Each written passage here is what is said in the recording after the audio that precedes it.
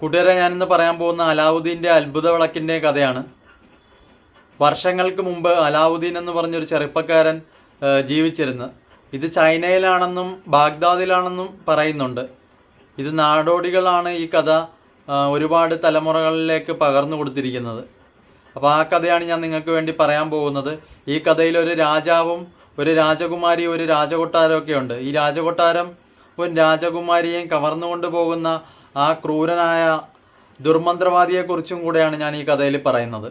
അപ്പം നിങ്ങൾ ഈ കഥ കാണുന്നത് രാത്രി സമയങ്ങളിലാണെങ്കിൽ നിങ്ങൾ ലൈറ്റ് ഓഫ് ചെയ്തതിന് ശേഷം ഫാനിൻ്റെ ചെറിയ കറങ്ങുന്ന ശബ്ദത്തിൽ ഇരുന്നു കൊണ്ട് ഈ കഥ കേൾക്കാൻ ശ്രമിക്കണം.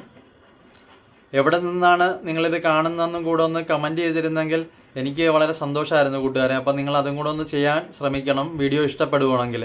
അപ്പം ഞാൻ കഥ പറഞ്ഞ് തുടങ്ങാം. അലാവുദ്ദീൻ ഒരു നായകനോ അല്ലെങ്കിൽ ഒരു രാജകുമാരനോ യോദ്ധാവോ ഒന്നുമല്ല. അലാവുദ്ദീൻ ഒരു സാധാരണക്കാരനായ ഒരു തയ്യക്കാരൻ്റെ മകനായിരുന്നു. മുസ്തഫ എന്നൊരു തയ്യക്കാരൻ്റെ മകനായിരുന്നു. അങ്ങനെ അലാവുദ്ദീൻ എൻ്റെ ചെറുപ്പകാലത്തിൽ അലാവുദ്ദീൻ ആരും പറയുന്ന അനുസരിക്കാതെ കളിച്ചൊക്കെ നടക്കുന്ന ഒരു കുട്ടിയായിരുന്നു. ജീവിതം കളിയായി കണ്ട ഒരു ബാലകൻ്റെ കഥയാണ് ജീവിതത്തിലേക്കാണ് നമ്മൾ പറഞ്ഞു തുടങ്ങുന്നത്. അപ്പം അങ്ങനെ കളിച്ചും രസിച്ചും നടക്കുന്ന ഒരു കുട്ടിയായിരുന്നു അലാവുദ്ദീൻ. അലാവുദ്ദീൻ്റെ ചെറുപ്പത്തിൽ അലാവുദ്ദീൻ്റെ ഈ പെരുമാറ്റ രീതി അലാവുദ്ദീൻ്റെ ബാപ്പായ്ക്ക് ഒട്ടും തന്നെ ഇഷ്ടമല്ലാഞ്ഞ്. അതുകൊണ്ട് തന്നെ മുസ്തഫ അലാവുദ്ദീനെ അടിക്കുകയും തല്ലുകയും ശകാരിക്കുകയും പറഞ്ഞു തിരുത്താൻ വേണ്ടി ശ്രമിക്കുകയൊക്കെ ചെയ്യുമായിരുന്നു. പക്ഷേ ഇതൊന്നും അലാവുദ്ദീൻ കേട്ടില്ല. അലാവുദ്ദീൻ വളർന്ന് വലുതായി കഴിഞ്ഞപ്പോഴും ഇതേ സ്വഭാവ രീതി തന്നെയായിരുന്നു. അങ്ങനെ ഈ സ്വഭാവം മാറ്റിയെടുക്കാൻ വേണ്ടി ഒത്തിരി അവൻ്റെ ബാപ്പ ശ്രമിച്ചതാണ്. അവനെ അയാളോടൊപ്പം കൂട്ടി തയ്ക്കുന്ന ജോലിയിലേക്ക് ശ്രദ്ധ തിരിക്കാനും ശ്രമിച്ച്. എന്നിട്ടും അവൻ അവിടെ പോകത്തുമില്ലായിരുന്നു. അതുപോലെ ആ തയ്യൽ ജോലിയിൽ അവന് ഇഷ്ടവും ഇല്ലായിരുന്നു, താല്പര്യവും ഇല്ലായിരുന്നു. ബാപ്പായെ പോലെ ഒരു സ്ഥലത്തിരുന്ന് കുത്തിയിരുന്ന് തയ്ക്കുന്നതിനോടൊന്നും അവന് താല്പര്യമില്ല. അവനെപ്പോഴും കൂട്ടുകാരോടൊപ്പം അലഞ്ഞു നടക്കുന്നതും കറങ്ങി നടക്കുന്നതും സന്തോഷമായിട്ടുള്ള ജീവിതവും അതൊക്കെയായിരുന്നു അവനിഷ്ടം. അങ്ങനെ കുറേ നാളുകൾ കഴിഞ്ഞു പോയപ്പോൾ ബാപ്പ ഈ വിഷമത്താൽ ഹൃദയം തകർന്ന് മരിച്ചുപോയി. അങ്ങനെ ബാപ്പയുടെ മരണശേഷം അവനെ നോക്കിയതും വളർത്തിക്കൊണ്ട് പോയതും അവൻ്റെ ഉമ്മയാണ്. അപ്പോൾ ഉമ്മ ഇവനോട് പറഞ്ഞ്, മോനെ, നിൻ്റെ ബാപ്പ നിന്നെക്കുറിച്ച് ഓർത്ത് വിഷമിച്ചാണ് ഹൃദയം പൊട്ടി മരിച്ചത്. അതുകൊണ്ട് നീ നിൻ്റെ കാര്യങ്ങൾ നോക്കുകയും കുടുംബം നോക്കുകയും ചെയ്ത് ജോലിയെടുത്ത് ജീവിക്കാൻ ശ്രമിക്കണം. നീ അത് മനസ്സിലാക്കാൻ വേണ്ടി ശ്രമിക്കും മോനെ എന്ന് പറയുമോ. പക്ഷേ ഇതൊന്നും അലാവുദ്ദീൻ കേട്ടില്ല. അലാവുദ്ദീൻ ഒന്നും അനുസരിക്കാതെ നടന്ന് ജീവിച്ചൊരു വ്യക്തിയാണ്. അപ്പോൾ അലാവുദ്ദീൻ്റെ ഉമ്മയെടുത്ത് അലാവുദ്ദീൻ എങ്ങനെയുള്ളൊരു പയ്യനാണെന്ന് ചോദിച്ചാൽ അലാവുദ്ദീൻ നല്ലതാണോ എന്ന് ചോദിച്ചാൽ അല്ലെന്നേ മറുപടി പറയത്തുള്ളൂ. അങ്ങനത്തെ സ്വഭാവത്തിലൂടെ കടന്നുപോയ ഒരു വ്യക്തിയായിരുന്നു അലാവുദ്ദീൻ. അങ്ങനെ അലാവുദ്ദീൻ ആരും പറയുന്നത് കേൾക്കാതെ നടന്നു ജീവിച്ചെങ്കിലും അലാവുദ്ദീൻ ഒരാളെ ഉപദ്രവിക്കുകയോ ദ്രോഹിക്കുകയോ അല്ലെങ്കിൽ മോശം പറയുകയോ ചീത്ത പറയുകയോ ഒന്നും ചെയ്യത്തില്ല. ആരെയും മനസ്സ് വിഷമിക്കുന്ന ഒരു കാര്യങ്ങളും അലാവുദ്ദീൻ ചെയ്യത്തില്ലായിരുന്നു. അതുകൊണ്ട് തന്നെ അലാവുദ്ദീൻ നല്ലൊരു ആളായിരുന്നു. അങ്ങനെ കുറേ വർഷങ്ങൾ കഴിഞ്ഞപ്പം അലാവുദ്ദീൻ ഇങ്ങനെ കൂട്ടുകാരുമൊത്ത് കളിച്ച് രസിച്ച് നടന്നപ്പം അലാവുദ്ദീനെക്കുറിച്ച് അന്വേഷിച്ചുകൊണ്ട് ദൂരദേശത്ത് നിന്നും ആഫ്രിക്കയിൽ നിന്നും ഒരാൾ വരുവാണ്. ആ ആൾ ദുർമന്ത്രവാദിയാണ്. പക്ഷേ അയാൾ വേഷം മാറിയാണ് വന്നിരിക്കുന്നത്. അയാൾ അവിടെയുള്ളൊരു കച്ചവടക്കാരനായിട്ട് ചോദിക്കുവാണ് അലാവുദ്ദീൻ ഏതാണെന്ന്. അപ്പോൾ അലാവുദ്ദീനെ ചൂണ്ടിക്കാണിച്ചുകൊണ്ട് ആ കച്ചവടക്കാരൻ കാണിക്കുവാണ്. അപ്പോൾ ഈ അലാവുദ്ദീൻ്റെ ഇളയച്ചനാണെന്ന് പറഞ്ഞുകൊണ്ടാണ് ഈ ആൾ നടന്നു വരുന്നത്. ആ മന്ത്രവാദിയെ കാണാൻ നല്ല പൊക്കവും കണ്ണിനൊക്കെ നല്ല കൂർമ്മതയുള്ള കണ്ണുകളൊക്കെയാണ്. അയാളെ കണ്ടാൽ ആരും ഒന്ന് പേടിക്കും. വില കൂടിയ വസ്ത്രങ്ങളൊക്കെയാണ് അയാൾ ധരിച്ചിരിക്കുന്നത്, പട്ടുകുപ്പായങ്ങളൊക്കെ. അതൊക്കെ അണിഞ്ഞ് അയാൾ അലാവുദ്ദീൻ്റെ അടുത്തേക്ക് നടന്നു വരുവാണ്. അപ്പോൾ അലാവുദ്ദീനെ കണ്ടതും അയാൾ പറഞ്ഞ് അലാവുദ്ദീൻ അല്ലേ എന്ന് ചോദിച്ചു. അപ്പം പറഞ്ഞു അതെ, ഞാൻ അലാവുദ്ദീനാണെന്ന് പറഞ്ഞു. അന്നേരം ഈ നിൻ്റെ ബാപ്പായുടെ സഹോദരനാണ് ഞാൻ, ഇളയ സഹോദരനാണ്. ഞാൻ വർഷങ്ങൾക്ക് മുമ്പ് ഇവിടുന്ന് പോയതാണെന്ന് പറഞ്ഞു. അപ്പോൾ അലാവുദ്ദീൻ പറയുവാണ്, എൻ്റെ ബാപ്പായ്ക്ക് അങ്ങനെ ഒരു സഹോദരനുള്ളതായിട്ട് എന്നോട് പറഞ്ഞിട്ടില്ല, നിങ്ങൾ ആരാണെന്ന് ചോദിച്ചു. അപ്പോൾ പറയുവാണ്, ഞാൻ ആഫ്രിക്കയിൽ വർഷങ്ങൾക്ക് മുമ്പ് പോയതാണ്, അതുകൊണ്ട് നിൻ്റെ അമ്മക്കൊന്നും എന്നെ അറിയാൻ സാധ്യതയില്ലെന്ന് പറഞ്ഞു. അതിനുശേഷം ഒരുപിടി കിഴിക്കകത്ത് പണം അലാവുദ്ദീൻ്റെ കയ്യിൽ കൊടുത്തിട്ട് പറഞ്ഞു, ഇത് നിൻ്റെ ഉമ്മയുടെ കയ്യിൽ കൊടുക്കാൻ പറഞ്ഞു. അങ്ങനെ അത് വാങ്ങിച്ച് അലാവുദ്ദീൻ അയാളെയും കൂട്ടി തൻ്റെ വീട്ടിലേക്ക് മടങ്ങി. വീട്ടിലെത്തിയ അലാവുദ്ദീൻ ഉമ്മയുടെ അടുത്ത് പറഞ്ഞ് ഇത് എൻ്റെ ബാപ്പാടെ ഇളയ സഹോദരനാണ്, എൻ്റെ ഇളയച്ചനാണ് ഉമ്മ എന്ന് പറഞ്ഞു. അപ്പം ഉമ്മ പറഞ്ഞ് അങ്ങനെ ഒരു ഇളയച്ചനുള്ള കാര്യം ഇതുവരെ നിൻ്റെ ബാപ്പ എന്നോട് പറഞ്ഞിട്ടില്ലല്ലോ എന്ന് പറഞ്ഞു. അപ്പോൾ ഈ കാര്യങ്ങളെല്ലാം വിശദീകരിച്ച് അലാവുദ്ദീൻ്റെ അടുത്ത് പറഞ്ഞ പോലെ തന്നെ അയാൾ ഉമ്മയുടെ അടുത്തും പറഞ്ഞു കൊടുത്ത്, ഞാൻ വർഷങ്ങൾക്ക് മുമ്പ് ആഫ്രിക്കയിലേക്ക് പോയതാണ് എന്നൊക്കെയുള്ള കാര്യം പറഞ്ഞ്. അതിനുശേഷം ഇയാൾ ഉമ്മയുടെയും അതുപോലെ അലാവുദ്ദീൻ്റെയും വിശ്വാസം പിടിച്ചു പറ്റി. അങ്ങനെ അയാൾ ഇവനെയും കൂട്ടിക്കൊണ്ട് അവിടെയുള്ള ചായക്കടകളിലും ഹോട്ടലുകളിലൊക്കെ പോയി നല്ല ഭക്ഷണങ്ങളൊക്കെ വാങ്ങിക്കൊടുത്ത് തിരികെ അമ്മക്ക് വേണ്ടിയും ഭക്ഷണങ്ങൾ വാങ്ങി വീട്ടിൽ വന്നിരുന്ന് അവർ നല്ല രുചിയേറിയ ഭക്ഷണങ്ങളൊക്കെ കഴിച്ചുകൊണ്ട് ഇരിക്കുകയാണ്. അപ്പോൾ ഇവർ ഇതുവരെ കഴിക്കാത്തത്ര നല്ല ഭക്ഷണങ്ങളൊക്കെയാണ് കൊടുത്തിരിക്കുന്നത്. അങ്ങനെ അതെല്ലാം കഴിച്ച് അതിനുശേഷം അവൻ ഈ ദുർമന്ത്രവാദി പെട്ടെന്ന് പറയുന്നത് ഇങ്ങനെയാണ്, അലാവുദ്ദീനെ നിനക്ക് ഇങ്ങനെ ജീവിച്ചാൽ മതിയോ? നിനക്ക് വേണ്ടി ഞാനൊരു ജോലി, ഒരു കട ഇട്ട് തരാം, ഒരു തുണിക്കട ഇട്ട് തരാം, അത് നോക്കി നീ ജീവിച്ചാൽ മതി എന്ന് പറഞ്ഞു. അപ്പോൾ ഇത് കേട്ടപ്പം അലാവുദ്ദീൻ വിചാരിച്ച് എൻ്റെ ജീവിതം മാറാൻ പോവുകയാണ്. ബാപ്പ ഉണ്ടായിരുന്നപ്പം എന്നെ തയ്ക്കുന്ന ജോലിയിലേക്ക് വിളിച്ചതാണ്, പക്ഷേ ഞാനന്ന് പോയില്ല. പക്ഷേ ഇപ്പം എനിക്ക് ഈ ഒരു ജോലി കിട്ടിയത് എനിക്ക് നോക്കി ചെയ്യാൻ പറ്റുമല്ലോ എന്നൊക്കെ വിചാരിച്ച് ആ ഒരു സന്തോഷത്തിൽ നിൽക്കുക. അപ്പോൾ അലാവുദ്ദീൻ്റെ അടുത്തായിട്ട് ഈ ഇളയച്ചൻ ഇങ്ങനെയാണ് പറയുന്നത്, നീ എൻ്റെ കൂടെ വന്നാൽ നമുക്കൊരു യാത്ര പോകാം, ആ യാത്ര കഴിഞ്ഞ് മടങ്ങി വരുമ്പം ഞാൻ നിനക്കൊരു കച്ചവടം ഇട്ട് തരാമെന്നൊക്കെ പറഞ്ഞു. അതിനുശേഷം ഇവൻ്റെ ഉമ്മയുടെ അടുത്തും പറഞ്ഞതിന് ശേഷം ഇവനെയും കൂട്ടിക്കൊണ്ട് അയാൾ ആ നഗരം വിട്ട് ആ രാജ്യത്തിന് പുറത്തേക്ക് പോവുകയാണ്. അങ്ങനെ ഇവർ നടന്ന് കുറേ ദൂരം പോയിക്കൊണ്ടിരുന്നപ്പം ഒരുപാട് കാര്യങ്ങൾ പറയുകയും ഇവനോട് ചിരിച്ചുകൊണ്ട് സംസാരിക്കുകയും നല്ല സ്നേഹത്തോടു കൂടെ സംസാരിച്ചുകൊണ്ട് അവരങ്ങനെ ഒരുപാട് സ്ഥലങ്ങൾ കണ്ടുകൊണ്ട് അങ്ങനെ വലിയ വലിയ കൊട്ടാരങ്ങളും വലിയ കൊട്ടാരം പോലത്തെ വീടുകളും ഒക്കെ കണ്ട് ആദ്യമായിട്ടൊരു അനുഭവമാണ് അത് ഇവന് കിട്ടിയിരിക്കുന്നത്. അങ്ങനെ അലാവുദ്ദീൻ ഈ അത്ഭുതകരമായ വീടുകളും കാഴ്ചകളും എല്ലാം ആദ്യമായിട്ടാണ് അങ്ങനെ കാണുന്നത്. അത്രയും ദൂരത്തോട്ടൊക്കെ പോകുന്ന ആദ്യമായിട്ടാണ്. അതുകൊണ്ട് ആ കാഴ്ചകളൊക്കെ അവന് ഭയങ്കരമായിട്ട് ഇഷ്ടപ്പെട്ട് അങ്ങനെ അലാവുദ്ദീൻ ആ കാഴ്ചകളൊക്കെ കണ്ട് ഭയങ്കരമായിട്ട് രസിച്ചുകൊണ്ട് അങ്ങനെ യാത്ര തുടരുകയാണ്. അങ്ങനെ ഇവർ ഒരുപാട് ദൂരം നടന്നു കഴിയുമ്പം ഒരു വിജനമായ സ്ഥലത്തൂടെ പോവുകയാണ്. അപ്പോൾ അലാവുദ്ദീന് വിശക്കുന്നുണ്ട്. അലാവുദ്ദീൻ ചോദിച്ച്, ഇളയച്ച എനിക്ക് വിശക്കുന്ന്, എനിക്കിനി നടക്കാൻ കഴിയുമെന്ന് തോന്നുന്നില്ലെന്ന് പറഞ്ഞ്.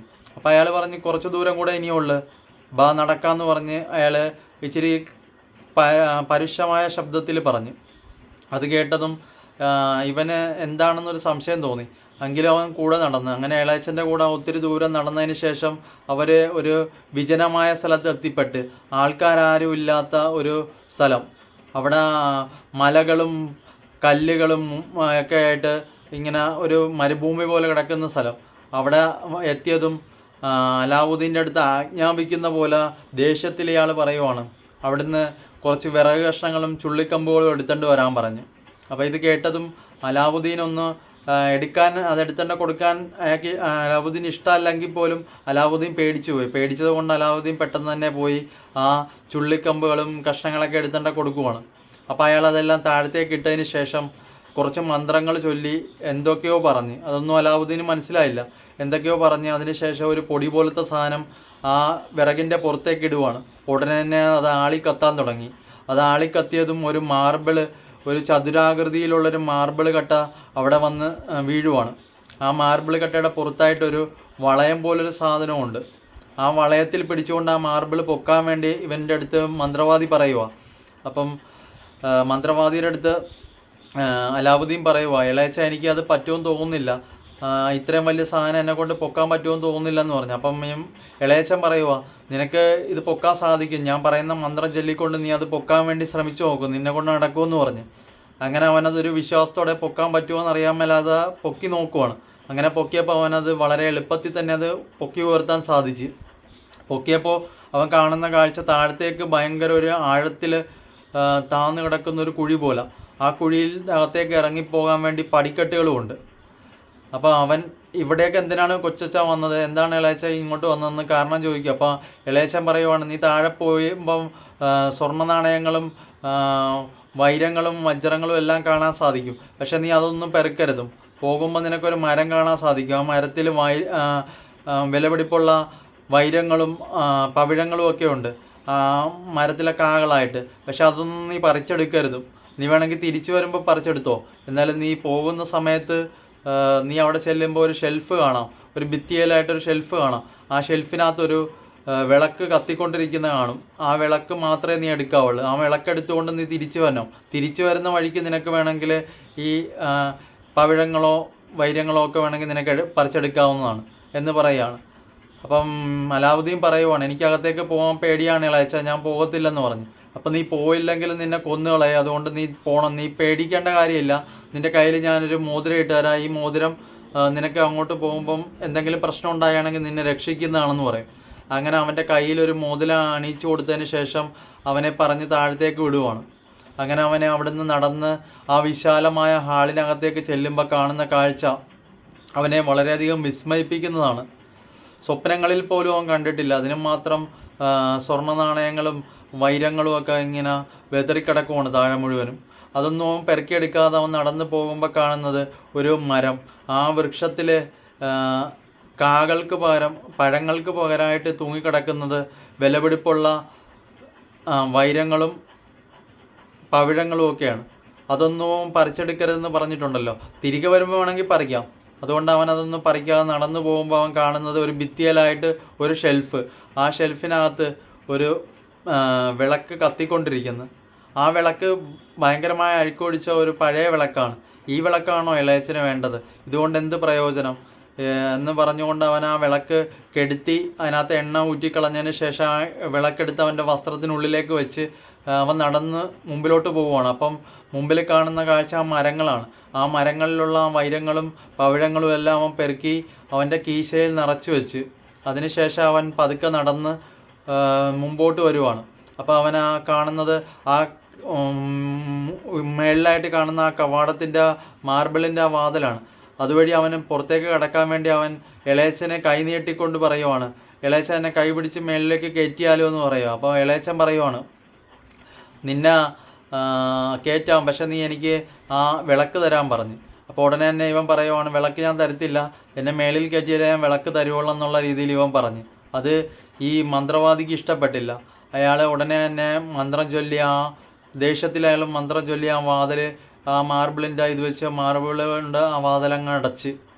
അപ്പോൾ അവൻ അതിനകത്ത് പെട്ടുപോയി. അങ്ങനെ ഇവൻ ഭയങ്കരമായിട്ട് പേടിച്ച് നിൽക്കുകയാണ്. അപ്പോൾ ഇവന് എന്തെങ്കിലും സംഭവിക്കുമോ, പുറത്തു കിടക്കാൻ ഇനി ഒരു വഴിയില്ലല്ലോ, എങ്ങനെ ഉമ്മയെ കാണുമെന്നൊക്കെയുള്ള ചിന്തയിൽ നിൽക്കുകയാണ്. അപ്പം ഇവൻ്റെ ഉമ്മ ഇവനെക്കുറിച്ച് ആലോചിച്ച് ഭയത്തിൽ ഹൃദയം തകർന്ന് മരിക്കുമോ എന്നൊക്കെ വിചാരിച്ച് ഇവനാകെ വിഷമിച്ച് നിൽക്കുകയാണ്.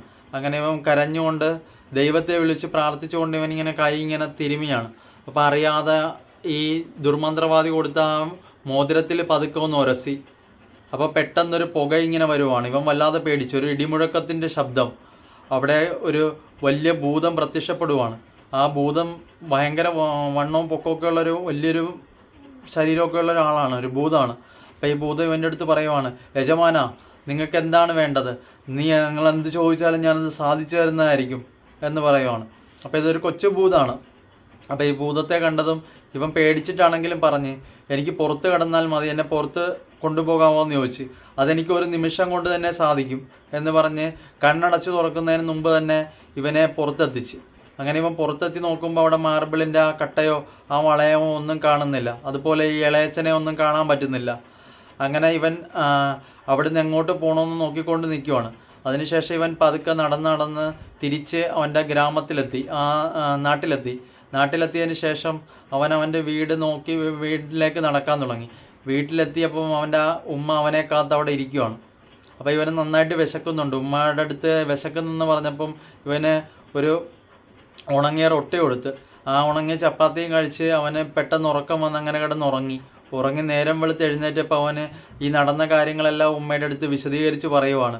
അത് ഇളയച്ചൻ എന്ന് പറഞ്ഞ് വന്ന ആൾ ഒരു ചതിയനായ ഒരു മന്ത്രവാദിയാണെന്നുള്ള കാര്യം എല്ലാം പറഞ്ഞ് അതിനുശേഷം അത് ഉമ്മയ്ക്ക് തെളിയിച്ചു കൊടുക്കാൻ വേണ്ടിയിട്ട് അവൻ അവൻ്റെ കീശയിൽ നിന്ന് ആ വൈരങ്ങളും പവിഴങ്ങളും എല്ലാം എടുത്ത് പുറത്തേക്ക് വെക്കുവാണ്. അപ്പോൾ ഇത് കണ്ടപ്പം അവൻ്റെ ഉമ്മ ഭയങ്കരമായിട്ട് ആശ്ചര്യപ്പെട്ടു പോവുകയാണ്. കാരണം ഒരു സുൽത്താൻ്റെ, ഒരു രാജാവിൻ്റെ കൊട്ടാരത്തിൽ പോലും ഇല്ലാത്തത്രയും വെള്ളവടിപ്പുള്ള വൈരങ്ങളും പവിഴങ്ങളൊക്കെയാണ് അവൻ്റെ കയ്യിലിരിക്കുന്നത്.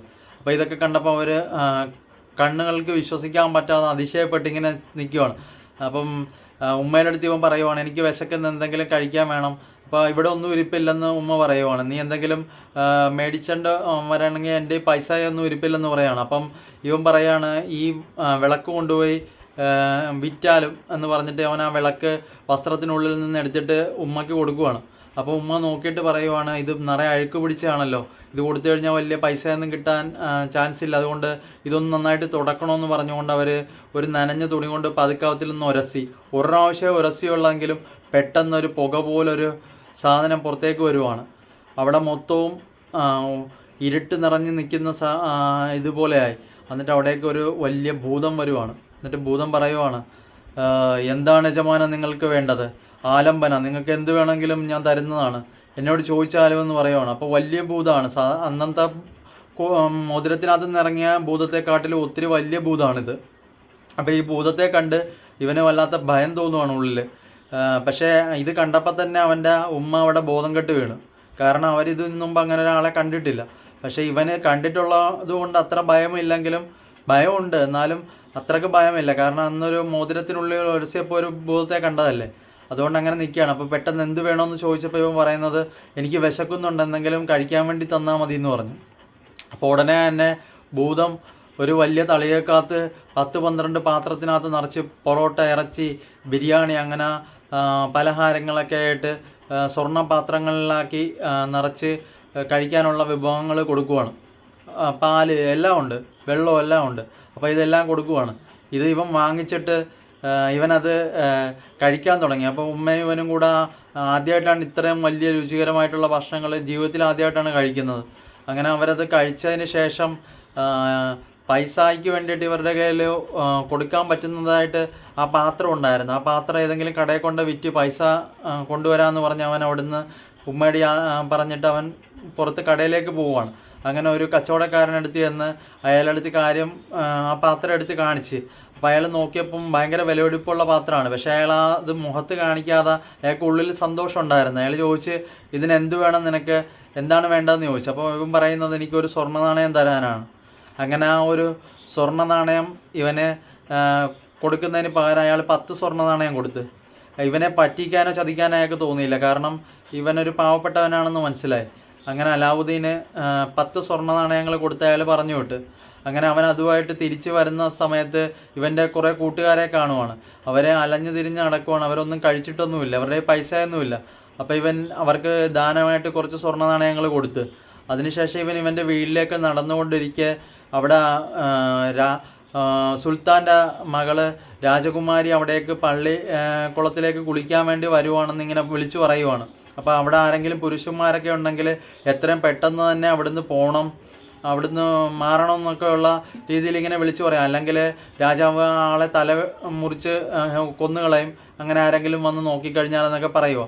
പക്ഷേ ഇവനിത് കേട്ടെങ്കിലും ഇവൻ പേടിക്കാതെ അവിടെ മറഞ്ഞു നിന്ന് നിൽക്കുവാണ് ഈ രാജകുമാരിയെ കാണാനുള്ള ഒരു ആവേശത്തിൽ. അപ്പോൾ ഈ രാജകുമാരി അവിടേക്ക് വന്നിട്ട് ഇങ്ങനെ കുളത്തിൻ്റെ കടവിൽ ഇങ്ങനെ നിൽക്കുമ്പോൾ പെട്ടെന്ന് അവരുടെ തുണി ഇങ്ങനെ മാറും. ആ ഒരു നിമിഷം തുണി മാറുമ്പോൾ പെട്ടെന്ന് കാണുന്നത് ആ രാജകുമാരിയുടെ സുന്ദരമായ മുഖമാണ്. ആ മുഖം ചന്ദ്രൻ ഉദിക്കുന്ന പോലെ നല്ല തിളക്കമുള്ള മുഖമായിരുന്നു. അത് കണ്ടപ്പോൾ ഇവന് വല്ലാത്തൊരു ഇഷ്ടം തോന്നും. അങ്ങനെ ഇവൻ രാജകുമാരിയെ കണ്ട് അതിനുശേഷം തിരിച്ച് വീട്ടിലോട്ട് മടങ്ങിപ്പോവുകയാണ്. അപ്പോൾ ഉമ്മയുടെ അടുത്ത് നിന്നിട്ട് പറയുവാണ്, ഉമ്മ, ഞാൻ ഇവിടുത്തെ സുൽത്താൻ്റെ മകളെ രാജകുമാരിയെ ഞാൻ നേരിൽ കണ്ടെന്ന് പറയുകയാണ്. അപ്പോൾ ഇത് കേട്ട് ഉമ്മ പറയുവാണ് പേടിച്ചുകൊണ്ട്, അയ്യോ നിൻ്റെ തല വെട്ടുമല്ലോ അവർ ഈ സംഭവം അറിഞ്ഞു കഴിഞ്ഞാൽ, നീ എന്തിനാണ് അങ്ങോട്ട് പോയെന്ന് ചോദിക്കുക. അപ്പോൾ ഇവൻ പറയുവാണ്, അലാവുദ്ദീൻ പറയുവാണ്, എനിക്ക് ആ പെൺകുട്ടിയെ ഭയങ്കരമായിട്ട് ഇഷ്ടപ്പെട്ട് ഞാൻ അവളെ വിവാഹം കഴിക്കാനാണ് ആഗ്രഹിക്കുന്നത്. അതുകൊണ്ട് ഉമ്മ എങ്ങനെയെങ്കിലും അവരുടെ അടുത്ത് ചെന്ന് എൻ്റെ കാര്യം പറയണമെന്ന് പറഞ്ഞ് ആ രാജാവിനോട് പറഞ്ഞ് എങ്ങനെയെങ്കിലും സംസാരിക്കണമെന്ന് പറഞ്ഞു. അപ്പോൾ ഇത് കേട്ടപ്പോൾ ഉമ്മ പറയുവാണ്, രാജാവിനൊന്നും നമുക്ക് കൊടുക്കാനൊന്നും സമ്മാനങ്ങൾ കൊടുക്കാനൊന്നും നമ്മുടെ കയ്യിലില്ല. രാജാവ് നമ്മൾ ചെന്ന് കഴിഞ്ഞാൽ നമ്മളെന്ത് ചെയ്യുമെന്ന് അറിയാൻ പറ്റത്തില്ല, വല്ലതും ചെയ്യാനൊക്കെയുള്ള ഇതുണ്ട്, അതുകൊണ്ട് എനിക്ക് പോകാൻ ഭയമാണെന്ന് പറഞ്ഞു. അപ്പം ഇവൻ പറയുവാണ്, ഉമ്മ പോയില്ലെങ്കിൽ ഞാനിവിടെ ഭക്ഷണം കഴിക്കാതെ കിടക്കും, അങ്ങനെ കിടന്ന് മരിക്കുമെന്ന് പറഞ്ഞു. അപ്പോൾ ഇത് കേട്ടപ്പോൾ ഉമ്മ സമ്മതിച്ച്. അങ്ങനെ ഇവൻ വിലപിടിപ്പുള്ള വൈരങ്ങളും തിളങ്ങുന്ന രത്നങ്ങളൊക്കെ കൊണ്ട് ഉമ്മയുടെ കയ്യിൽ കൊടുത്തിട്ട് പറയാം, ഇതൊക്കെ കൊണ്ടുവന്ന് രാജാവിന് സമ്മാനമായിട്ട് കൊടുക്കാൻ പറയുവാണ്. അങ്ങനെ അതൊക്കെ ആയിട്ട് ഈ ഉമ്മ കൊട്ടാരത്തിലേക്ക് പോവുകയാണ്. കൊട്ടാരത്തിൽ ചെല്ലുമ്പോൾ കാണുന്ന കാഴ്ച അവിടെ ഒരു വലിയ വിശാലമായ ഒരു സ്ഥലം. അവിടെ ഈ രാജാവ് ഒരു സിംഹാസനത്തിലിരിക്കുകയാണ്. ആ സിംഹാസനത്തിന് ചുറ്റും വൈരങ്ങൾ രത്നങ്ങളൊക്കെ വെച്ച് നല്ല മുത്തുകളൊക്കെ വെച്ച് നല്ല ഒരു സിംഹാസനം. ആ സിംഹാസനത്തിലിരിക്കുന്ന രാജാവിനെയാണ് കാണുന്നത്. ആ രാജാവിൻ്റെ അടുത്ത് ചെന്ന് ഈ കാര്യം പറയാൻ ഉമ്മയ്ക്ക് പേടിയുണ്ട്. അതുകൊണ്ട് ഉമ്മ അവിടെ ചെന്ന് വെറുതെ നിൽക്കുകയാണ്. അപ്പോൾ രാജാവ് അത് കാണുന്നില്ല. അവിടെ ഒത്തിരി പേര് പല കാര്യങ്ങൾ പറയാനും അവരുടെ പ്രശ്നങ്ങൾ പറഞ്ഞ് അതിന് പരിഹാരങ്ങൾ തേടാനും വേണ്ടി ഒത്തിരി പേര് വന്നിട്ടുണ്ട്. അവരോടൊക്കെ ഈ രാജാവ് സംസാരിക്കുകയാണ്.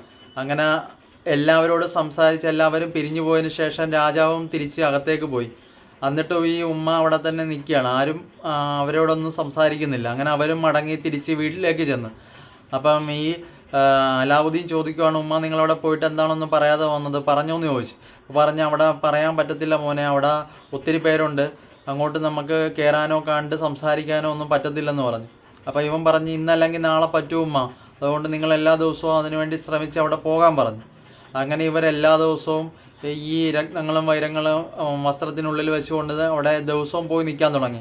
അങ്ങനെ ഇവർ ചെന്ന് നിൽക്കുന്നത് അവിടെയുള്ള ഭടന്മാരെ ശ്രദ്ധയിൽപ്പെട്ട് അവർ വിചാരിച്ച് ഇവർക്ക് എന്തെങ്കിലും പ്രശ്നമുള്ള സ്ത്രീയോ വല്ലതായിരിക്കും, എന്താണ് ഇവരിങ്ങനെ വന്ന് നിൽക്കുന്നതെന്ന് എല്ലാവരും ചിന്തിക്കുന്നുണ്ട്. പക്ഷെ ആരും ഒന്നും ഇവരോട് ചോദിക്കാൻ നിന്നില്ല. അങ്ങനെ കുറേ ദിവസങ്ങൾക്ക് ശേഷം കുറച്ച് ആഴ്ചകൾ കഴിഞ്ഞപ്പം അവിടെ ഈ രാജാവിൻ്റെ ശ്രദ്ധയിൽ ഇത് പെട്ട്. അങ്ങനെ ആ സുൽത്താൻ മന്ത്രിയുടെ അടുത്ത് ചോദിച്ച് ഇതാരാണ് നിൽക്കുന്നതെന്ന് ഒന്ന് തിരക്കിയിട്ട് വാ, ഒന്ന് അവരെ വിളിച്ചുകൊണ്ട് വരാൻ പറഞ്ഞു. അങ്ങനെ ഈ മന്ത്രിക്ക് ഈ പാവപ്പെട്ട സ്ത്രീ ആയതുകൊണ്ട് ഇവരെ വിളിക്കാനോ ഇവരോട് സംസാരിക്കാനോ ഒന്നും താല്പര്യമില്ല. അതുകൊണ്ട് അയാൾ ഭടന്മാരെ വിട്ട് അവരെ വിളിപ്പിച്ച് അടുത്തേക്ക്.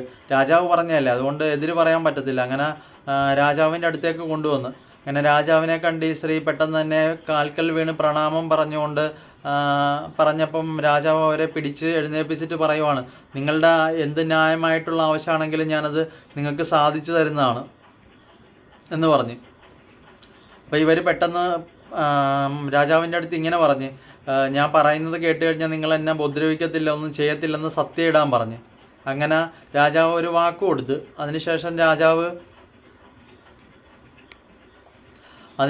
രാജാവ് ഇവരെ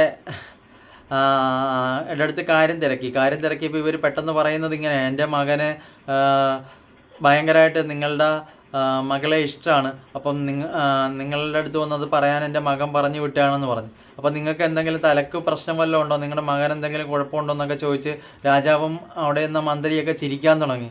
അപ്പോൾ ഇത് കണ്ട് ഇവർ പറയുവാണ്, എൻ്റെ മകൻ സാധാരണക്കാരനായ ഒരാളല്ല, എൻ്റെ മകൻ നിങ്ങൾക്ക് വേണ്ടി തന്നുവിട്ട സമ്മാനങ്ങൾ നോക്കാൻ പറഞ്ഞിട്ട് രാജാവിന് ആ വസ്ത്രത്തിനുള്ളിലിരിക്കുന്ന ആ വൈരങ്ങളും പവിഴങ്ങളും എല്ലാം കൊടുക്കുവാണ്. അപ്പോൾ ഇത് കണ്ടപ്പോൾ രാജാവ് നോക്കിയപ്പം ഭയങ്കര വിലപിടിപ്പുള്ള സാധനങ്ങളാണ് ഇതെല്ലാം. രാജാവിൻ്റെ ഖജനാവിൽ പോലും ഇല്ലാത്തത്ര വൈരങ്ങളും തിളങ്ങുന്ന വിലപിടിപ്പുള്ള രത്നങ്ങളൊക്കെയാണ്. അപ്പോൾ ഇത് കണ്ട് രാജാവ് ഒന്ന് അമ്പരന്ന് പോയി. ഇത്രയും വിലപിടിപ്പുള്ള സാധനം ഇവർക്ക് എങ്ങനെ കിട്ടിയെന്ന് ആലോചിച്ചു. അപ്പോൾ രാജാവ് ചോദിക്കുവാണ്, നിങ്ങളുടെ മകൻ്റെ അടുത്ത് പറ, ഒരാഴ്ചക്കുള്ളിൽ 7 ദിവസത്തിനുള്ളിൽ ഇതിലെക്കാട്ടിലും കൂടുതൽ വിലപിടിപ്പുള്ള സാധനമായിട്ട് നിങ്ങളുടെ മകൻ എന്നെ കാണാൻ വരുവാണെങ്കിൽ ഞാൻ തീർച്ചയായിട്ടും അവനെ എൻ്റെ മകളെ കൊണ്ട് വിവാഹം കഴിപ്പിക്കാമെന്ന് പറഞ്ഞു. അങ്ങനെ പറഞ്ഞ് രാജാവ് അവരെ മടക്കി വിട്ട്. അങ്ങനെ വീട്ടിലെത്തിയ ഉമ്മ ഈ കാര്യങ്ങളെല്ലാം വിശദീകരിച്ച് അലാവുദ്ദീൻ്റെ അടുത്ത് പറയുവാണ്. അപ്പോൾ അലാവുദ്ദീൻ ചോദിക്കുവാണ്, ഉമ്മ നിങ്ങളെന്തിനാണ്? അപ്പം ഉമ്മ പറയുവാണ്, മോനെ നമുക്ക് ഇനി അങ്ങോട്ട് പോകണ്ട, ഇനി അങ്ങോട്ട് ചെന്ന് സംസാരിക്കുക വല്ലതും ചെയ്താൽ നമ്മൾ ഇനി കൊടുക്കാമെന്ന് പറഞ്ഞ സാധനം കൊടുക്കാൻ വരുമ്പോൾ രാജാവ് നമ്മളെന്തെങ്കിലും ഉപദ്രവിക്കുകയോ എല്ലാം ചെയ്തുകൊണ്ട് നമുക്ക് ഈ നാട് വിട്ട് എങ്ങനെയെങ്കിലും പോകാമെന്ന് പറയുക. അപ്പം അലാവുദ്ദീൻ പറയുവാണ്, എന്തിനാണ് ഉമ്മ നിങ്ങൾ പേടിക്കുന്നത്? നമ്മുടെ കയ്യിൽ ഏറ്റവും വിലപിടിപ്പുള്ള ആ ഒരു വിളക്കുള്ളപ്പം നമ്മളെന്തിനാണ് പേടിക്കുന്നത്? ആ വിളക്കിനോട് ചോദിച്ചു കഴിഞ്ഞാൽ എന്തും കിട്ടുമല്ലോ. ഞാൻ ഉടനെ തന്നെ വിളക്കൊന്ന് ഉരസട്ടെ എന്ന് പറഞ്ഞാൽ ആ വിളക്കെടുത്ത് കയ്യിൽ പിടിച്ചിങ്ങനെ ഒന്ന് പതുക്കെ ഉരസി. അപ്പോൾ ഉടനെ തന്നെ ആ ഭൂതം പ്രത്യക്ഷപ്പെട്ട്, ആലംബന യജമാന എന്താണ് നിങ്ങൾക്ക് വേണ്ടത്, എന്തു വേണമെങ്കിലും ചോദിച്ചോളൂ, ഞാൻ നിങ്ങൾക്ക് തരുന്നതാണെന്ന് പറഞ്ഞു. അപ്പോൾ ഉടനെ തന്നെ ഇവൻ ചോദിച്ച്, എനിക്ക് ഒരു ഇതിനെക്കാട്ടില്ല, ഞാൻ അവിടുന്ന് കൊണ്ടുവന്ന രത്നങ്ങളെക്കാട്ടിലും വിലപിടിപ്പുള്ള രത്നങ്ങളും അതുപോലെ കുറച്ച് ഭടന്മാരെയും കുറച്ച് തോഴികളെയും ഒക്കെ എനിക്ക് വേണമെന്ന് പറഞ്ഞു. അങ്ങനെ കുറച്ച് അടിമകളായ സുന്ദരികളായ പെൺകുട്ടികളെയും അവരുടെ കൈ നിറച്ച് വൈരങ്ങൾ രത്നങ്ങളൊക്കെ ആയിട്ട് തളികകളിലാക്കി അവരിങ്ങനെ നിൽക്കുവാണ്. അപ്പോൾ ഇവന് പിന്നിലും മുമ്പിലും നിൽക്കാൻ വേണ്ടി 10-20 നല്ല മല്ലന്മാരായ യോദ്ധാക്കളെയും സൃഷ്ടിച്ചു കൊടുത്ത് അവർ നല്ല കറുത്ത് നല്ല പൊക്കവും മണ്ണും ഒക്കെയുള്ള നല്ല ഭടന്മാരെ പോലെ നല്ല കരുത്തരായിട്ടുള്ള ആൾക്കാരാണ് എല്ലാവരും. അവരിട്ടിരിക്കുന്ന വസ്ത്രങ്ങളാണെങ്കിൽ സ്വർണ്ണങ്ങൾ കൊണ്ട് നെയ്തെടുത്ത നല്ല പടച്ചട്ടകളാണ് ഇട്ടിരിക്കുന്നത്. അതെല്ലാം ഇട്ട ആൾക്കാർ. അപ്പം ഇനി എന്ത് വേണം യജമാനാന്ന് ചോദിക്കുമ്പോൾ ഉടനെ തന്നെ ഇവൻ പറയുന്നത് എനിക്ക് നല്ല രാജാവിൻ്റെ പോലത്തെ വസ്ത്രം വേണം, ഒരു വാള് വേണം എന്നൊക്കെ പറഞ്ഞ്. അപ്പോൾ ഉടനെ തന്നെ നല്ല തിളങ്ങുന്ന വസ്ത്രങ്ങൾ കൊടുത്ത് സ്വർണ്ണ നിറത്തിൽ നല്ല തിളങ്ങുന്ന നല്ല വില കൂടിയ വസ്ത്രങ്ങൾ കൊടുത്ത് അതുപോലെ അവനെ നല്ല മൂർച്ചയേറിയ വജ്രങ്ങളും വൈരങ്ങളൊക്കെ പിടിപ്പിച്ച് നല്ല ഒരു വാള് കൊടുത്ത് ആ വാള് ഉറയിലിട്ട് അവനങ്ങനെ നിൽക്കുമ്പം പെട്ടെന്ന് തന്നെ എനിക്കൊരു കുതിരയെ കൂടെ വേണമെന്ന് പറഞ്ഞ് അങ്ങനെ ഒരു കുതിരയും കൊടുത്ത് അങ്ങനെ ഈ കുതിരപ്പുറത്ത് ഈ തോഴിമാരും ഭടന്മാരെയൊക്കെ കൂട്ടിക്കൊണ്ട് രാജകൊട്ടാരത്തിലേക്ക് നടക്കുവാണ്. അങ്ങനെ രാജകൊട്ടാരത്തിലേക്ക് നടന്ന് അതിൻ്റെ അങ്ങോട്ട്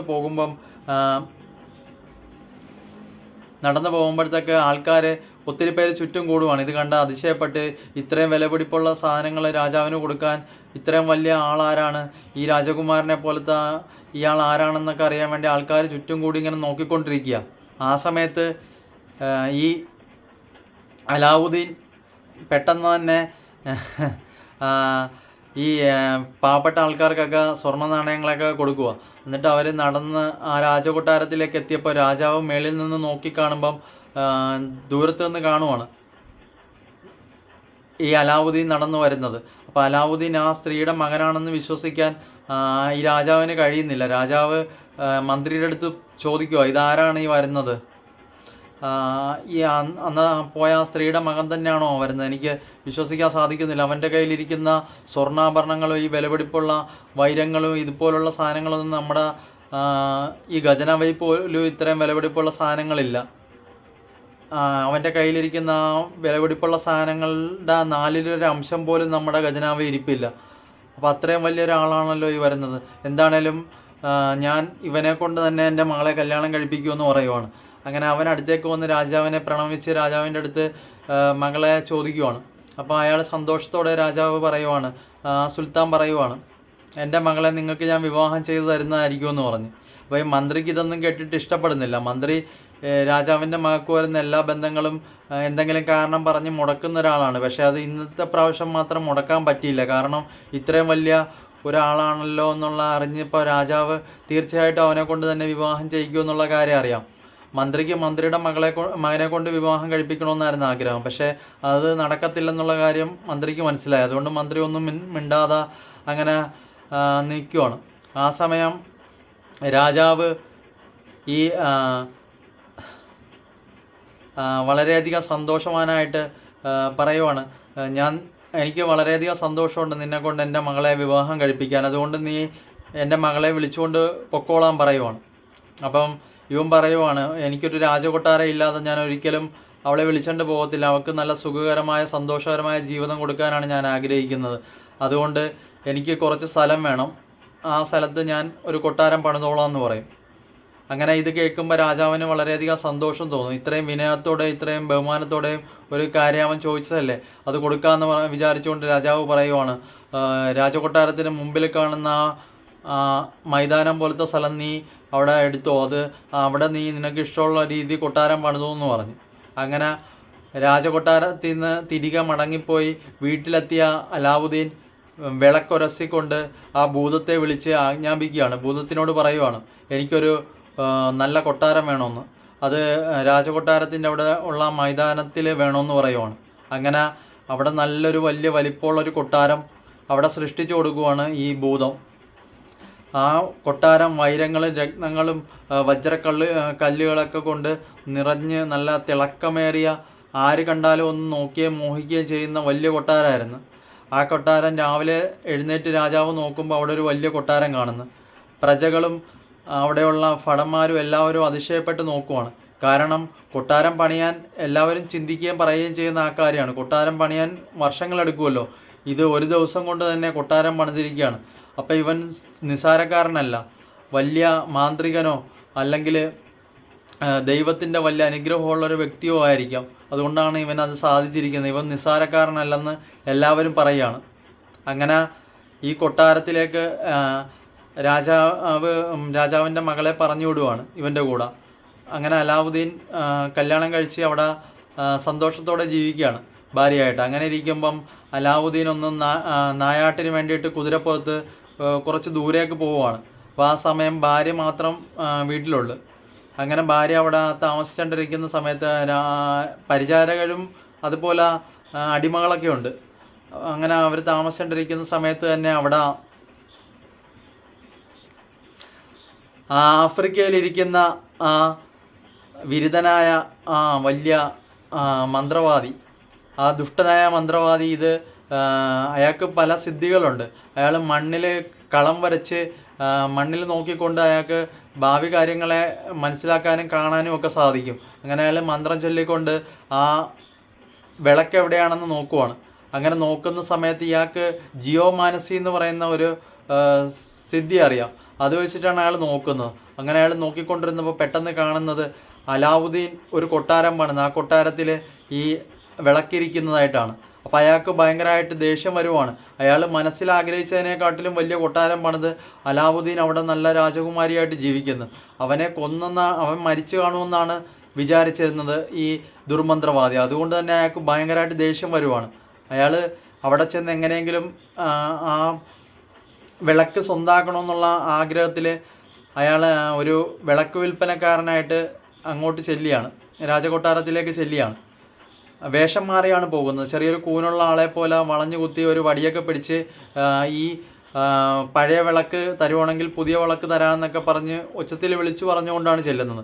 അപ്പോൾ ഇത് കാണുമ്പോൾ രാജകുമാരി തോഴിമാരുടെ അടുത്ത് ചോദിക്കുവാണ്. അപ്പോൾ തോഴിമാരും അവിടെ കണ്ടുകൊണ്ട് നിൽക്കുന്ന ആൾക്കാരൊക്കെ ഇത് കണ്ട് ചിരിക്കുകയാണ്. കാരണം ഇത് പഴയ വിളക്കിന് പകരം പുതിയ വിളക്ക് കൊടുക്കുന്നു. എല്ലാവർക്കും അതൊരു പരിഹാസമായിട്ട് എല്ലാവരും കളിയാക്കി ചിരിക്കുകയാണ്. ആ സമയത്ത് തന്നെ ഈ രാജകുമാരി ആലോചിക്കുകയാണ്. എപ്പോഴോ രാജകുമാരി ഇങ്ങനെ ഒരു വിളക്ക് കണ്ടതായിട്ട് ഓർക്കുന്നുണ്ട്. ഈ അലാവുദ്ദീൻ്റെ പക്കൽ, അലാവുദ്ദീൻ്റെ മുറിയിൽ അലമാരിയുടെ മേളിലായിരിക്കുന്ന ആ വിളക്കിനെ കുറിച്ച് അവൾ ഓർത്ത്. ആ വിളക്ക് ഭയങ്കരമായിട്ട് അഴുക്ക് പിടിച്ച വിളക്കാണ്. ആ വിളക്ക് കൊടുത്ത് അതിന് പകരം ഒരു പുതിയ നല്ല തിളങ്ങുന്ന വിളക്ക് കൊടുത്തു കഴിഞ്ഞാൽ അത് അലാവുദ്ദീന് ഭയങ്കരമായിട്ട് ഇഷ്ടപ്പെടുമല്ലോ എന്ന് വിചാരിച്ച് അവൾ പെട്ടെന്ന് ഒന്നും കൂടുതൽ ആലോചിക്കാതെ ആ വിളക്കെടുത്ത് തോഴിമാരുടെ കയ്യിൽ കൊടുത്തു വിട്ട്. അപ്പോൾ ഈ വിളക്കുമായിട്ട് തോഴിമാരും അടുത്തേക്ക് വരുന്ന കണ്ടപ്പം ഈ മന്ത്രവാദിക്ക് ഭയങ്കരമായിട്ട് ആ സന്തോഷം തോന്നുവാണ്. അയാൾ ആ സന്തോഷം മൊത്തം മനസ്സിൽ അടക്കി പിടിച്ച് അങ്ങനെ നിൽക്കുവാണ്. പെട്ടെന്ന് തന്നെ ഈ വിളക്ക് കൊണ്ടുവന്ന് ആ തോഴി അയാളുടെ കയ്യിലേക്ക് കൊടുക്കുകയും അയാൾ ആ വിളക്കിലിങ്ങനെ ഉരസി. പെട്ടെന്ന് തന്നെ ഒരു ഇടിമുഴക്കത്തിൻ്റെ ശബ്ദത്തോടു കൂടി ആ ഒരു പുക പോലെ ഒരു വലിയ ഭൂതം വരുവാണ്. ഭൂതം വന്നിട്ട് ചോദിക്കുവാണ്, എന്താണ് യജമാനെ ഞങ്ങൾക്ക് വേണ്ടത്? എന്ത് ചോദിച്ചാലും ഞാൻ സാധിച്ചു തരുന്നതാണെന്ന് പറഞ്ഞു. ഉടനെ തന്നെ ഈ മന്ത്രവാദി പറയുന്നത്, എനിക്ക് ഈ രാജകൊട്ടാരവും ഈ രാജ്ഞിയെയും ഈ രാജകുമാരിയെയും വേണം. എത്രയും പെട്ടെന്ന് ആഫ്രിക്കയിലുള്ള എൻ്റെ സ്ഥലത്തിലേക്ക് കൊണ്ടുപോവുക ഇതെല്ലാം കൂടെ എന്ന് പറഞ്ഞ് പെട്ടെന്ന് തന്നെ ആ രാജകൊട്ടാരം അടിവേഴോടുകൂടെ പെട്ടെന്ന് ഭൂമി കുലുങ്ങിക്കൊണ്ട് അത് മൊത്തത്തോടെ ഇങ്ങനെ പറഞ്ഞു പോവുകയാണ്. ഒരു നിമിഷം കൊണ്ട് തന്നെ അത് പറന്ന് ആകാശത്തുകൂടെ കാർമേഘം പോകുന്ന പോലെ ആകാശത്തുകൂടെ അത് ആഫ്രിക്ക നഗരത്തിലെത്തുവാണ്. ആഫ്രിക്കയിൽ ചെന്നത് സ്ഥിതി ചെയ്ത് അങ്ങനെ ഈ ദുർമന്ത്രവാദി രാജാവിൻ്റെ മകളെ സ്വന്തമാക്കി. അങ്ങനെ അവിടെ നിൽക്കുന്ന സമയത്ത് ഇതൊന്നും അറിയാതെ നാട്ടിൽ കൂടെ കുതിരയെ ഓടിച്ചുകൊണ്ട് കുതിരയും തെളിച്ചുകൊണ്ട് നമ്മുടെ അലാവുദ്ദീൻ രാജ കൊട്ടാരത്തിലേക്ക് തിരിച്ച് മടങ്ങി വരികയാണ്. ആ സമയത്ത് രാജാവ് രാവിലെ കണ്ണ് തുറന്ന് എഴുന്നേറ്റ് നോക്കുമ്പോൾ കാണുന്ന കാഴ്ച അവിടെ കൊട്ടാരമില്ല. അപ്പം മന്ത്രി പറയുവാണ്, നമ്മുടെ രാജകുമാരിയെ ചതിച്ച് അവൻ കൊണ്ടുപോയിരിക്കുകയാണ്, അവളെ കൊലപ്പെടുത്തിയ വല്ലതും ചെയ്യും രാജാവ് എന്ന് പറയുമോ. അപ്പോൾ ഇത് കേട്ട ഉടനെ തന്നെ രാജാവിന് ഭയങ്കരമായിട്ട് ഈ സുൽത്താന് ഭയങ്കരമായിട്ട് ദേഷ്യം വരുവാണ്. അയാൾ ഉടനെ തന്നെ പറയുവാണ്, എത്രയും പെട്ടെന്ന് അവനെ കണ്ടുപിടിച്ച് എൻ്റെ മുമ്പിൽ കൊണ്ടുവരണം, എന്നിട്ട് അവൻ്റെ തല വെട്ടിക്കളയണം, ശിരസ് ഛേദിക്കണമെന്നുള്ള ഉത്തരവ് പുറപ്പെടുവിക്കുകയാണ്. അപ്പോൾ ഇത് കേട്ടപ്പം മന്ത്രിക്ക് നല്ല സന്തോഷം തോന്നുന്നുണ്ട്. അപ്പം ഭടന്മാരെല്ലാവരും പല ദേശങ്ങളിലും പല സ്ഥലങ്ങളിലും പോയി ഇവനെ അന്വേഷിച്ചുകൊണ്ടിരിക്കുകയാണ്. ആ സമയം ഇവൻ നാട്ടിലേക്ക് വരുവാണ് ഈ അലാവുദ്ദീൻ. അലാവുദ്ദീൻ വരുമ്പോൾ കാണുന്ന കാഴ്ച അവിടെ കൊട്ടാരയില്ല. പെട്ടെന്ന് അവൻ എന്തോ ഒരു ഭയങ്കര സങ്കടം തോന്നുവാണ്, ഭയങ്കര വിഷമം തോന്നുവാണ്. ആ സമയത്ത് തന്നെ അവനെ ഭടന്മാർ വന്ന് 4 വശത്തും കൂടി ചുറ്റി വളഞ്ഞുകൊണ്ട് പിടിച്ചുകൊണ്ട് രാജാവിന് മുമ്പിലെത്തിക്കുകയാണ്.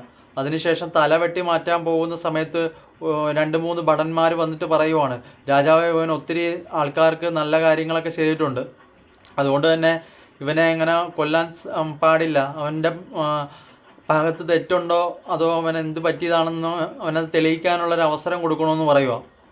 അങ്ങനെ രാജാവ് ഒന്ന് ചിന്തിച്ചപ്പോൾ അത് അവസരം കൊടുക്കണമെന്ന് തോന്നി. അങ്ങനെ രാജാവ് പറയുവാണ്, 40 ദിവസത്തിനുള്ളിൽ നീ എൻ്റെ മകളെ തിരികെ കൊണ്ടുവന്നില്ലെങ്കിൽ നിൻ്റെ ശിരസ് ഛേദിക്കപ്പെടുന്നതാണെന്ന് പറഞ്ഞു.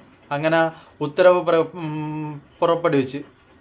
അങ്ങനെ ഈ അലാവുദ്ദീൻ അവിടുന്ന് പോയി പല സ്ഥലങ്ങളിൽ പോയി അന്വേഷിക്കുകയാണ്. പക്ഷെ ഒരിടത്തൊന്നും കണ്ടുപിടിക്കാൻ പറ്റിയില്ല. അങ്ങനെ 39ാമത്തെ ദിവസം കഴിയാറായപ്പം അലാവുദ്ദീൻ ആകപ്പാടെ വിഷമായി.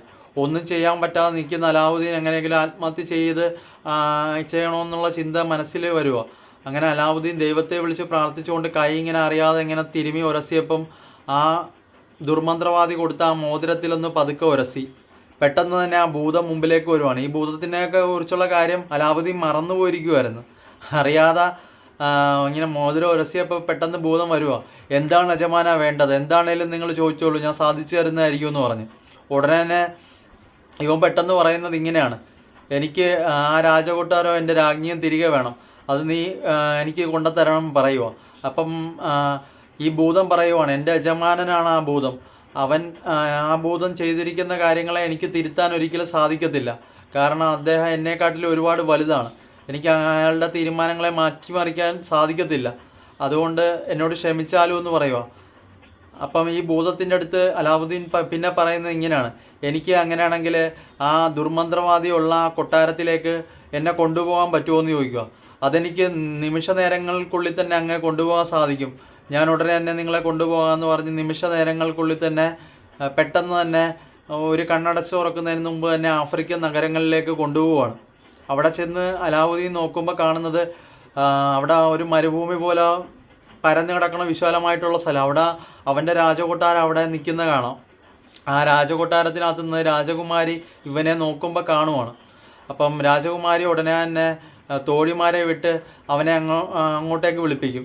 അങ്ങനെ ഇവൻ ആരും കാണാതെ രാജകൊട്ടാരത്തിനകത്ത് കയറി രാജകുമാരിയെ കണ്ട് കാര്യങ്ങൾ പറയുമോ. അപ്പോൾ രാജകുമാരി സംഭവിച്ച കാര്യങ്ങൾ പറയുവാണ്. ഇങ്ങനെ ഒരു വിളക്കുകാരൻ പഴയ വിളക്ക് ചോദിച്ചു വന്നപ്പം ഞാൻ അവിടെ ഇരുന്ന വിളക്ക് അറിയാതെ എടുത്തു കൊടുത്ത് എന്നോട് ക്ഷമിക്കണമെന്നൊക്കെ പറഞ്ഞ് ഇവള് വിഷമിച്ച് പറയുക. അപ്പം ഈ അലാവുദ്ദീൻ പറയുവാണ്, അതിൽ നീ എന്നോട് ക്ഷമ ചോദിക്കേണ്ട കാര്യമില്ല, ഞാൻ നിന്നോടത് പറയാതിരുന്ന കൊണ്ടല്ല നിനക്ക് അങ്ങനെ ഒരു തെറ്റ് പറ്റിയത്, അതുകൊണ്ട് നീ അതിന് ക്ഷമയൊന്നും ചോദിക്കേണ്ടെന്നൊക്കെ പറഞ്ഞിട്ട് അവളുടെ കയ്യിലേക്ക് ഒരു കുപ്പിക്കകത്തൊരു പൊടി കൊടുക്കുവാണ്. അത് എൻ്റെ ചെറിയ ഭൂതത്തിൽ നിന്ന് കിട്ടിയ പൊടിയാണ്, അവൻ എനിക്ക് തന്നതാണ്. ഈ പൊടി വീഞ്ഞിൽ കലക്കി കൊടുക്കുകയാണെങ്കിൽ ആ ദുർമന്ത്രവാദി ആ ക്ഷണം തന്നെ അവിടെ ബോധം കെട്ട് വീഴുന്നതാണ്. ഇത് നീ കലക്കി കൊടുക്കണമെന്ന് പറഞ്ഞുകൊണ്ട് ആ പൊടി കയ്യിലേക്ക് കൊടുക്കുവാണ്. അങ്ങനെ ഈ പൊടി വീഞ്ഞിൽ കലക്കി ഈ രാജകുമാരി കൊടുക്കാൻ തീരുമാനിക്കും. അങ്ങനെ അയാളെ മുറിയിലേക്ക് വിളിപ്പിക്കും ഈ ദുർമന്ത്രവാദിയെ. അപ്പോൾ ദുർമന്ത്രവാദി ഭയങ്കര സന്തോഷവാനായിട്ടാണ് പോകുന്നത്. കാരണം രാജകുമാരിക്ക് തന്നെ ഇഷ്ടമായല്ലോ എന്നൊക്കെ വിചാരിച്ച് ഭയങ്കര സന്തോഷത്തിൽ അങ്ങോട്ട് പോയി ആ കൊടുത്ത ആഹാരങ്ങൾ മുഴുവൻ കഴിച്ച് അതിനുശേഷം ആ വീഞ്ഞ് മുഴുവനും കുടിക്കുകയാണ്. കുടിച്ച ഉടനെ തന്നെ അയാൾ ബോധം കെട്ട് താഴേക്ക് വീഴുക. താഴേക്ക് വീണ ദുർമന്ത്രവാദി ബോധം കെട്ട് അവിടെ കിടക്കുവാണ്. ആ സമയം ഈ അലാവുദ്ദീൻ അവൻ്റെ കയ്യിലിരിക്കുന്ന വജ്രത്തിൻ്റെ പിടിയുള്ള ആ വാള് വലിച്ചൂരി എടുത്തിട്ട് അവനെ ആ മന്ത്രവാദിയെ വെട്ടി കൊല്ലാൻ വേണ്ടി പോവുക.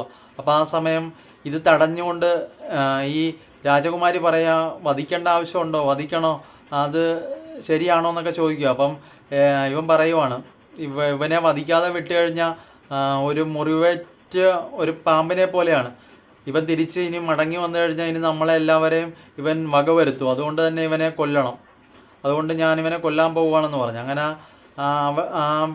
രാജകുമാരി അതിന് സമ്മതിച്ച്. അങ്ങനെ ഇവൻ ആ